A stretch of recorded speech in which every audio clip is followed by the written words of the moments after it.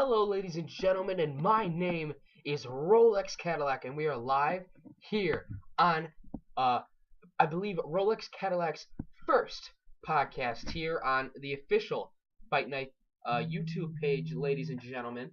It is my first podcast, the first of many more to come, ladies and gentlemen, and my first guest here tonight will be Nicsick. Also, tonight, ladies and gentlemen, we will look over the really the stance of FightNite's wrestling right now. We will also have obviously our interview with Nicsick, and yeah, that's what will be going on to here tonight. So welcome, ladies and gentlemen, to Rolex Cadillac's first podcast. Ladies and gentlemen, it is now time for Rolex Cadillac's Fight Night podcast. Hello, Nicsick. I am Rolex Cadillac, and welcome to episode 1 of Rolex Cadillac's podcast. Welcome. Happy to have you here. I'm glad to be the first guest on this show. Yeah. We're looking to make waves here on Fight Night's YouTube page. You know, me being a color commentator, they asked me to do this podcast, and of course, my response was 100% yes. And I wanted to make sure I made shockwaves, you know, through time with my first guest, and that is why I picked you, Nicsick. Oh, I'm honored. Hey. Thank you. And now, I want to talk about, Fight Night in the beginning, kind of how you guys brought up Fight Night. I want to talk about current Fight Night stuff. I want to talk about, your relationship with the general manager, the dad. I want to talk about everything that we could really cover here in Fight Night. So I would like to start off first and say congratulations for winning your World Heavyweight Championship. Well, winning, your World Heavyweight Championship a couple months ago, former World Heavyweight Championship. Oh, yeah, that was my 6th World Heavyweight Championship. It's been a long time coming. 6 times, an amazing achievement here in Fight Night Wrestling. Give me your feedback on kind of your title run there for a while. I think it's one of the best title runs that's ever happened in Fight Night, for me personally as well, because starting off by when I beat Caden, I just had so many great opponents all the way until the end when I lost it to Peyton. Okay, alright, thank you. I kind of want to get this, to be real, so if you don't mind, can I refer to you as Nicholas? Is that okay? Yes, sir. Okay, thank you. Out of character here in Fight Night Wrestling, ladies and gentlemen, my guest here tonight, Nicholas Schultz, aka, your former World Heavyweight Champion, Nicsick. Now, Nicholas, give me kind of your feedback on how you think Fight Night is being run, today. I think with this whole invasion and brand movement of all of these new superstars such as Seth Adams, Tyler Black, Jacob Hunter, I think there's going to be a good future ahead of us for these next 2 years here in Fight Night Wrestling. And, I want to get your feedback. How do you feel about these new guys? How are they in the locker room, outside? Are these good guys? Do you think they're going to last? Well, I think these new additions to Fight Night, like you said, having Seth Adams, well, his real name's Keegan, well, having all these new people, they have a great positive energy once they're here. Because they're just here to wrestle. That's what we all love to do, is just wrestle. That's what makes Fight Night run. Okay. Yes, it is very clear now in Fight Night Wrestling. What I've seen, the electricity between you guys in the locker room and also between the commentators also. I think with this new addition of guys, it's really going to be a fight to steal the show. Yeah, everyone's trying to. Right now, back in the old Fight Night, everyone was just there to be there. But now everyone's going for just to be the best match on the card. Yeah. I think that's what these new guys are striving for. We can talk about this off camera. For Jacob, Jacob Brantley, aka Tyler Black, and Keegan, coming from HWR, a total rival brand, do you think there could be any more people coming from HWR, or do you think we've kind of picked them clean of good wrestlers there and good talent? Well, I watched most of their stuff, all the stuff that Tyler Black has told me about. And a lot of those people, Seth Adams and Tyler Black, are obviously the best talent. By far the best. Yes. I watched some of their matches, and actually it was Jacob Hunter who had the idea of bringing not one, but both of them over. Thanks to him, we have a for sure future.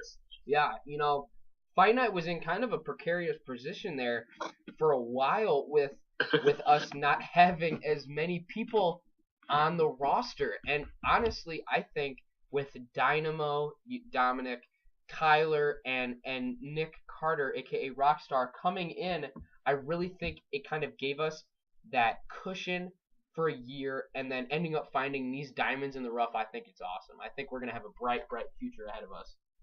Yeah, for sure. These three are here to stay. Dominic, Kyler, and Nick were all here for the year. Like you said, a cushion. They made their mark. They're gone. Now it's time for the people who are truly just here to stay in Fight Night. Yes. Now, I'd like to get to my first question here, Nicholas. Tell me when you first kind of started to begin to know that you wanted to be a professional wrestler. When did you really know that you were going to be the wrestler you are today? Well, after watching wrestling from WWE for years, and finally just getting all of these friends like Nate, Zach, and Will at the time, all of us were just into wrestling. We said, why don't we just do our own? So then, after getting people involved, like Connor and Caden, which were my best friends, they had no clue what wrestling was. But once they got involved to it, it made everything so much better, and I knew this was going to be a thing. Yeah, Fight Night has definitely made shockwaves. To your opinion, how good do you think Fight Night's doing right now? I mean, on YouTube right now, it is a very, very tough competition between backyard wrestling companies. We have companies, pre-HBTW, now it's APW, aka Evolve Wrestling. We've seen SNW, shout out to them. We've seen KBW. There's, all of the, HWR, all of these backyard wrestling companies. Also, the DGDW, also a highly known backyard wrestling company. Do you think Fight Night right now is contending with those? Yeah, like I said before, I know the exact date. There was an Attitude we did a while back, I think in the fall, Attitude 40, I think. Or it was in character, but it was me truly talking from my standpoint. There's all those great companies out there, but none of them are compared to Fight Night with how much we put our heart into this wrestling company. From my perspective, I really do truly think that Fight Night is the future of backyard wrestling, and the future is now. From a backyard wrestling commentator standpoint, I have watched all of the APW I can. I've watched all the DGDW stuff. I've watched all the KBW, and I truly think Fight Night's wrestling is the most consistent and most best there is. Storylines and everything like that. We've been graced enough to have the roster size that we do, and I truly do think comparing our matches and any of our wrestlers up against them, I think we steal the cake any day. Yeah, we've been lucky enough to have a biggest roster for more time, people who have come and gone, that have helped Fight Night get to where it is, no matter if it was people from back in 2013 or, like I said, like Dominic and Nick there for that 1 year. Having all the people that we've had over time has helped make Fight Night great with all the variety of stuff that we can do with people. Okay, so now transitioning from that, I'd like to come into more of the current Fight Night stuff. Coming into the more current Fight Night things, tell me, how do you think the direction is with Fight Night's board of directors right now? Well, I think we're leading on our way to Fightline 5, the biggest show that's ever happened. And yes, we're currently on the road to Fightline 5. This has been the biggest build up and just the biggest lead into with all, like you said, all the new 3 guys, all these just new characters. And one thing I like to say is the storyline that evolves around me, Nicsick, and Zack Tech, like basically like the authority of Fight Night. That's kind of been the story, if you think about it, based around everything since like Winterbottom. Mm-hmm. And that's a great path on the way to Fightline, because Zach has been here for a while, and he's finally not the best wrestler in the world, but he's been there since the very beginning with all the other people. And the way we're going with him as the major champion right now, we have a good way in the Fightline coming your way. Yeah, I definitely do think, from my perspective, I do think Fightline 5 could be the biggest show we've ever had. Match card plus, arena setup wise. Fightline live from Rockton, Illinois this year. Gonna be a big event. You guys are not gonna want to miss it. Definitely coming up into June. Fight Night will be taking over an entire weekend. A marathon of Fight Night going on. We're gonna have Sundown, Fightline. There's gonna be shows and attitudes in between. We're gonna try to upload them as soon as we get done. All of that stuff like that. So, all right. So I have another question for you, Nicsick.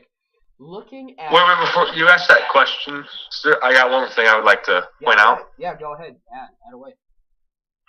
I think one of the biggest helping to this Fight Line year was Peyton.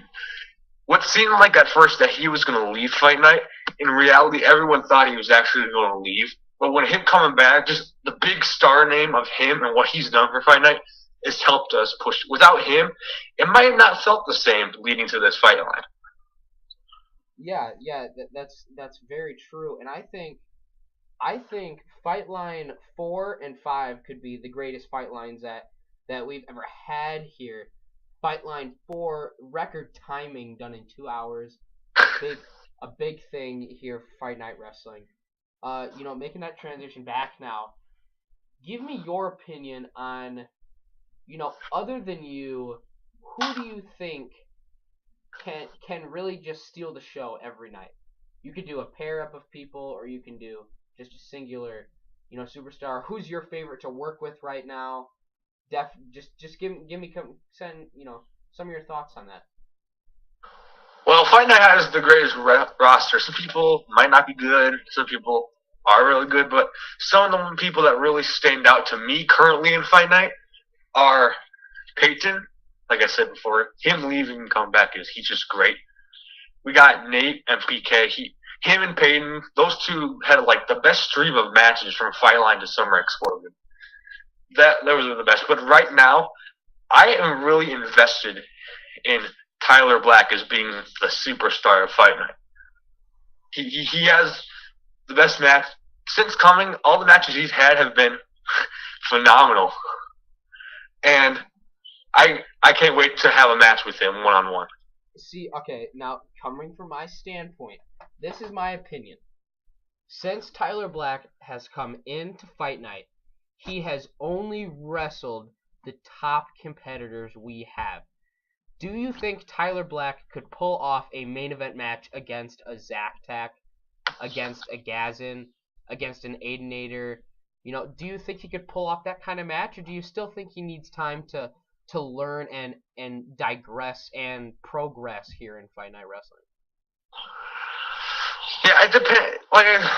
What I think is that he can have those matches with the top people he's wrestled with before, but to have a main event match with, like you said, Gavin and Zach, they would have to get more used to each other. They could have a decent match, but I don't really think it's up to the main event potential as of now. Yeah, I really think there's a big thing in Fight Night Wrestling that it's been is there's a big trust between all of the current guys, MPK, Pater, all of those guys. I know, I've talked to single-handedly, know that everyone trusts each other. I do not know if Gazin trusts Jacob yet to wrestle. Do you have that same feeling with those guys? Oh yeah, sure. the first time those two had it was in a tag team match, and they didn't really have any planning up into it. Like, they didn't really know what they were going to expect. Gavin's been wrestling for a while. He's known wrestling, so is Jacob. So I figured as much. They could put on a decent match knowing what they could do. But like you said, matches with Gavin and Zach against Tyler Black are just not up to the potential. Yeah. That there would be a car crash at Talladega. Yeah. Very funny. Definitely. Now, coming up to FightLine, do you want to give me some insight? What kind of promotional things are you guys thinking about doing? Well, one of the biggest standpoints, or hopefully, we haven't got 100% confirmed with it, but Connor and Caden will be hopefully at FightLine. Oh, wow. Hopefully, we're with them because they live in North Carolina. They moved from FightNite a couple years ago. But that being there, whenever they're here in FightNite, it always seems like the show is at its best. Yeah. Well, just thinking from the standpoint, those two are already Hall of Famers. The only Hall of Famers. Yeah, the only Hall of Famers in FightNite wrestling right now, currently. Yeah, but for also at FightNite, we're trying to look at the best match pairings that we could possibly have, and we have some great matches that we've heard that are coming. Very, very interesting. Now, kind of progressing on this and building off of it, do you guys have anything promotional that you're going to be doing? Because I've heard there's going to be a pre-FightLine press conference. I've heard about that, where we're going to have a Q&A with all the superstars and the champions before, the night before. There's going to be, I believe, Con and Dayton's Hall of Fame, true induction ceremony before FightLine, which I think could be really, really, really magical. And also, coming out in October, that FightNite 5-year documentary, that seems like it could really make waves too. Yeah, we have lots of things. Like WrestleMania in WWE, they spent a whole week in the town of the show. We're not really doing that, but we're turning FightLine into a bigger thing. Yeah, FightLine's definitely going to take over the weekend here in Rockton, Illinois. Yeah, no matter what's going on. I don't care if there's something going at the high school down the street. FightNite is the place to be. Yeah. That is for sure, I can tell you. On the documentary, yes, there is a documentary coming out of FightNite being originated in 10/1/11. So much of stuff's happened. The stories behind the superstars. We're going to catch up with all the superstars. We already got interviews with Zach and Gavin and others. But there's more than just the many we've done. We have Connor. We'll catch up with them. Peyton. There's so many different stories and standpoints we got to tell from what is FightNite today. And I know in the documentary also there is going to be video of matches, obviously, highlights of matches. There's going to be breakdowns of some of our superstars' favorite matches. There's going to be time periods of FightNite, the eras, and also, which I think might be one of my favorite parts, is going through every kind of big thing that happened here in FightNite wrestling. As an example, Justice. You wanna tell me a little bit about the epic team that made waves here in FightNite wrestling, Justice? Yeah, just like Justice, I was going to say that one of the things I'm looking forward to in the documentary is the stories no one's ever heard before.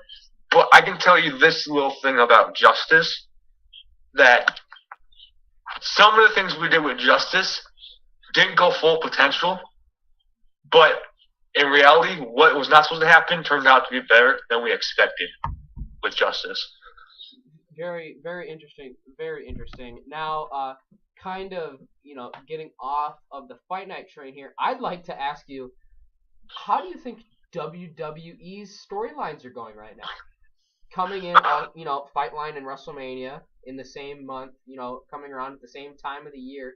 How do you think WWE's going into WrestleMania booking it this year? The big, matchup between Shane O'Mac and The Undertaker, Hell in a Cell. What else? Yeah, I did not see that coming at all from a long but I can actually tell you this funny story. I was sitting with Gavin on our couch watching that Raw where Shane McMahon made his surprising return. where Stephanie went out and accepted that dumb award. Yes. And I was just joking. What if just Shane came out and said, "Hey, I'm a McMahon," and 2 minutes later, Shane comes walking out, and me and Gavin lost it. I was just playing around, and then when it turns into a match with the Undertaker, that's not what I least expect for the Undertaker. I kind of expect him to go with something I think a little better. I know Shane's his son, but I would have liked to see someone that wasn't Shane. Yeah, I agree. Shane wrestling at WrestleMania was a good idea, but against Taker, maybe not the best. I would have liked to see him go against someone on the main roster. What I wanted to see, what I think would have been a better decision, is that if they would have done the Bray Wyatt second match and Bray Wyatt goes over, cementing him as the new, like the dead man of WWE. Undertaker rides off into the sunset. The new demon, because obviously WrestleMania 32 live in Dallas, Texas this year. Obviously, hometown of the Undertaker. Building off of that, what do you think about the fabulous Freebirds being inducted into the Hall of Fame? Classic WCCW, World Class Championship Wrestling. These guys, to my opinion, should have been in the Hall of Fame a long time ago. How do you feel about this? Well, I've seen superstars and legends over WWE time, but to be honest, the fabulous Freebirds, I haven't really seen much of them, but I've heard a lot about them as being one of the best teams there ever was in just wrestling history. Yes. And it's good to go with them with the class they have so far of Sting. It's going to be one of, I think, the best classes they've ever put in the Hall of Fame. Definitely. That's what I would say for sure. Transitioning back to FightNite Wrestling, Nicsick, give me, how, just now coming off of Vengeance 2016, how do you think the show went? The show went pretty. I think the show was one of the best shows. Like you said before, Fightline 4 or Fightline 5 is like the best strain of pay-per-views that we've had. And Vengeance is one of our top main pay-per-views, like WWE Survivor Series, Royal Rumble, etc. It was one of the best Vengeances pay-per-views we've ever had, with all championships turning hand. It was just a great pay-per-view. By far, definitely. Fight Night can only go up from where we are now. I don't think there's any going back now. Could you kind of give me an update about how you think Fight Night is being, kind of just controlled by the dad? If you would like to give me your input on how you think managing is going wise, maybe a little bit there. I think how the standpoint of what matches are being made and who's getting what title when is the correct movement of where we're going. Just the best stream of matches, like I said before, and who are the champions. Some people may not agree, like Nate. The champions, who are the champions, I think are the ones who really should be with the 3 championships there currently is in Fight Night. Yeah, definitely.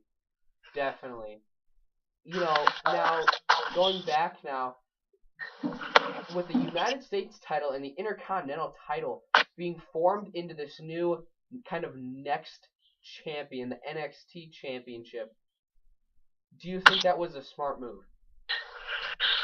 See, Nate and others may know this, that I was not in favor for that decision whatsoever. Intercontinental and United States Championship were our minor titles in Fight Night. In the history of everyone who held it and what matches there were with it,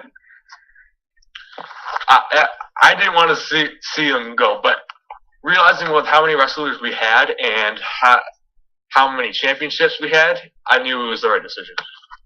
Yeah, definitely. I think the NXT Championship has brought a lot more to Fight Night Wrestling, and I think it can only go up from here.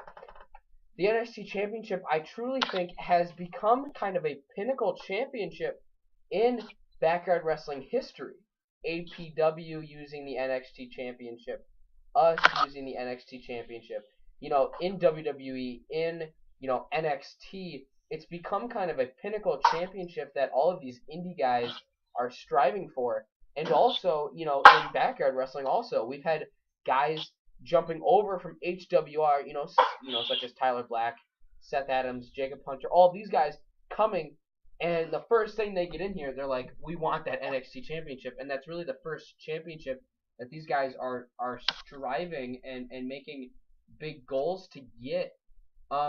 In your opinion, how do you? I don't know if you watch a lot of independent wrestling like I do. I'm a big PWG fan. I'm a big Ring of Honor fan. New Japan Pro Wrestling. All of my standpoints. Do you watch any independent wrestling? I watched some of it. Actually, funny story. I was at Nate's house, MPK, for after a pay-per-view then, and he has like 4 beds upstairs and stuff like that. I go into this room with this TV, and I turn on the TV, and for some odd reason, it's on a channel playing Ring of Honor. And I'm watching Ring of Honor.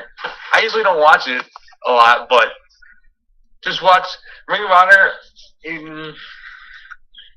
I think Ring of Honor is like the best independent wrestling there is that's not WWE.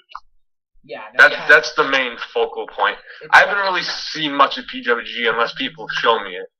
But I've seen highlight videos of it, and they're talented superstars, for sure. Definitely. A lot of these independent wrestling companies making waves across the United States, and obviously New Japan Pro Wrestling. As we've seen in FightNite Wrestling now, some of the superstars are starting to adapt some of the things that we've seen on independent wrestling, and can you give me a little input here, kind of winding down to the end of our podcast here? Do you think FightNite is in a reasonable spot and good enough momentum here that these superstars can really try out anything?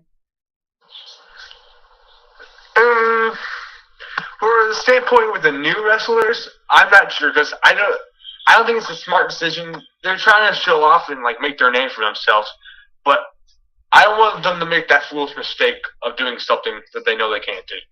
Yeah. Because we've had superstars over time, like in the original Fight Night, a clothesline, it was just horrible. But then we've transferred over time watching different indie wrestling shows like that. And clotheslines were like, MPK, I remember he gave one to Pater.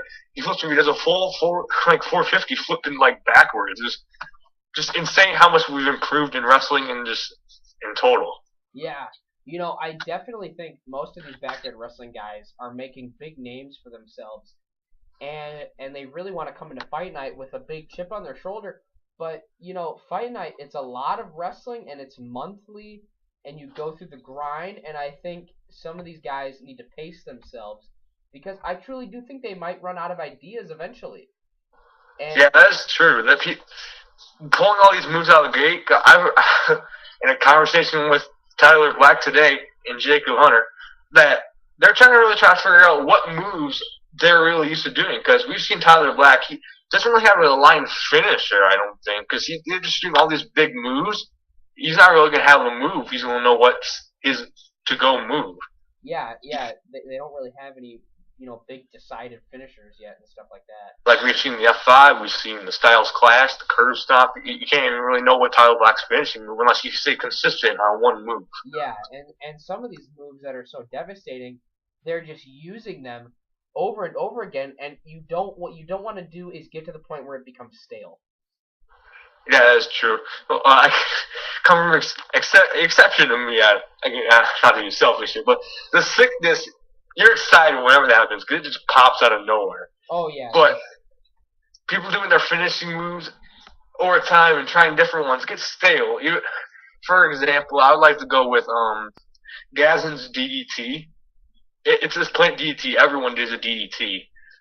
He does it, it's not like as special as it used to, because everyone can do DDTs. Back when we were first starting, a DDT was like, whoa, that's the version of like a F5, because that's like, no one's seen this move before. Yeah, everyone really, has adapted to using it. I think some of the superstars on the roster now have become better at definitely using their versions And I think really pro wrestling in a whole has had a big impact on Fight Night Wrestling. A lot of our superstars molding themselves and their movesets over some of these great technical wrestlers. Myself and one of my good friends, MBK, I know for sure, has attempted to mold his career, modeling Chris Hero, modeling Shawn Michaels, Bret Hart, wanting to be one of those technical guys, but yet being big, such as Bam Bam Bigelow and Taz, and these big name superstars. So one more question before we head off, ladies and gentlemen. Nicsick, your opinion: will the World Heavyweight Championship be back around your waist? Well, my focal point right now in Fight Night is to promote one of my best friends, Zach. I think it's his time to show what he has, even though he's maybe not the best wrestler. I'm going to take a time. You have had some medical issues. Oh, yeah. I am cleared by doctors to wrestle due to a virus I have, but once I come back, I'm there to steal the show, because all these new guys are coming in and wrestling, but they haven't really seen me wrestle live due to my problem I had. Yeah, very true. And they've seen MPK and Peter wrestle, but they haven't really seen Nicsick wrestle. They're in for a treat. Okay. Thank you, Nicsick, for being here on Rolex Cadillac's first official podcast of 2016. We want to thank you again for being our first guest here, and just thanks for coming. Well, thank you, and remember, I'm Nicsick, your general manager. What an awesome interview we just saw, ladies and gentlemen, with your general manager Nicsick and the former World Heavyweight Champion. Now getting into the State of the Union address here on Rolex's Cadillac. Rolex Cadillac's podcast, live on the Fight Night YouTube page.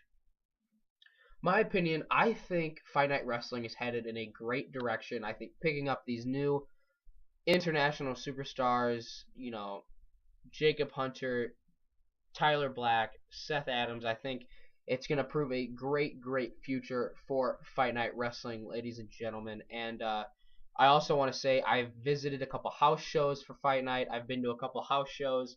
I've been to, I was just at Vengeance 2016 color commentating. I'm at every show that they have. And I really think Fight Night Wrestling has reached a different point, in itself. And I think the sky's the limit for these guys just wrestling in the backyards, putting, ripping their hearts out for every match. I think it's going to be electric, and I think the new year is going to be great. For my opinion, cannot wait for Fightline. I think there's going to be an awesome World Heavyweight Championship match there, the main event. However it's booked should be absolutely amazing. One of my favorite matches of the year, the Royal Rumble, coming up soon. Cannot wait for that, ladies and gentlemen. And really, I just think Fight Night is in a great direction. So, thank you, ladies and gentlemen, for listening to Rolex Cadillac's first ever podcast here on the Fight Night YouTube page. And remember, Rockton, Illinois, and United States of America, including international waters. Stay classy, my friends, and we will see you next time here on Rolex Cadillac's Fight Night Podcast.